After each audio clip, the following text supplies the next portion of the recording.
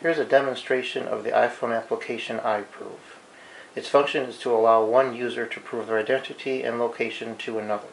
It may be used for Craigslist transactions to prove that the buyer is legit. It can also be used when an employee needs to prove to their employer that they are on site for a service call. First, the requesting user is going to open iProve and enter the email address of the responder.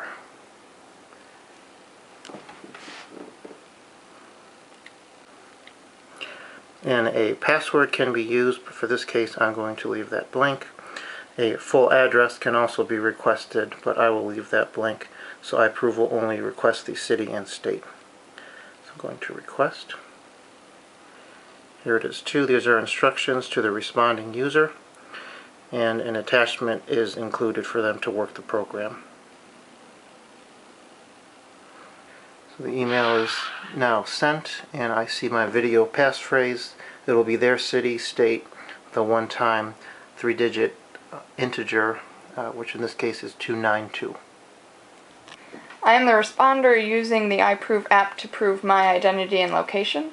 I'm looking in my email for an email requesting my response. The email gives me a few pieces of information such that I am only proving my city and my state, how to open the attachment, and that we will not be using any password, so I'll be leaving that field blank.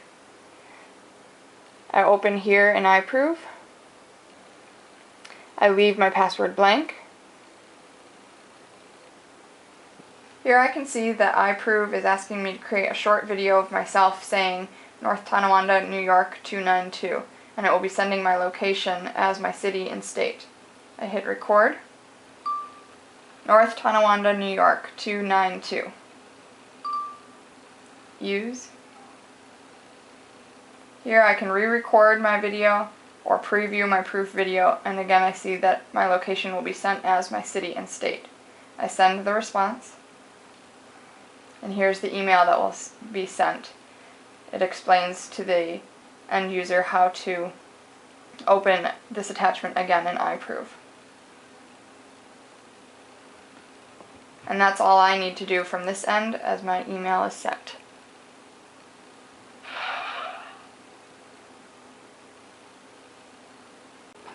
I have now received an email that is the response. It instructs me how to open the attachment and also that the default password was used.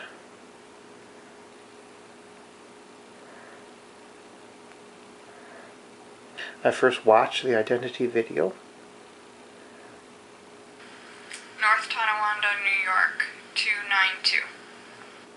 And then I'm going to view the specifics from the response. Here I see the passphrase, and it does match the identity video, proving that the response matches the request. I see the user location, city, state. I see their email address the responder sent from, and the date and time that they responded. As a requester, I see my email address and also the date and time that I sent the request. Here is the main screen of iProve.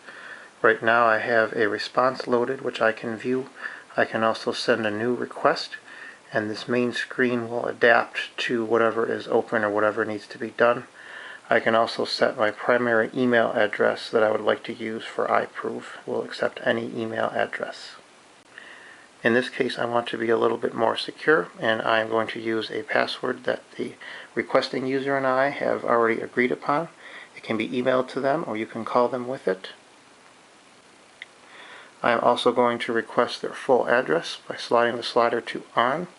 So this will be the full address with the number and the street, city and state, instead of just the city and state. The email changes to show the user that a password was set and also that a full street address was requested. In this specific example, I have set a secret password that was shared between the responding user and myself. I open the attachment and am prompted for the password, which I enter.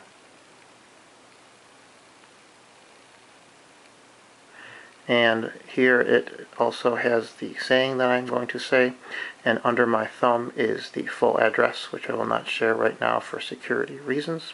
A password can be set on a per time basis, per request, for extremely secure needs. Also, a default password can be used for less secure instances where you just want to quickly make a request and response for someone's identity and location. This concludes the demo of the iPhone application iProve. Thank you very much.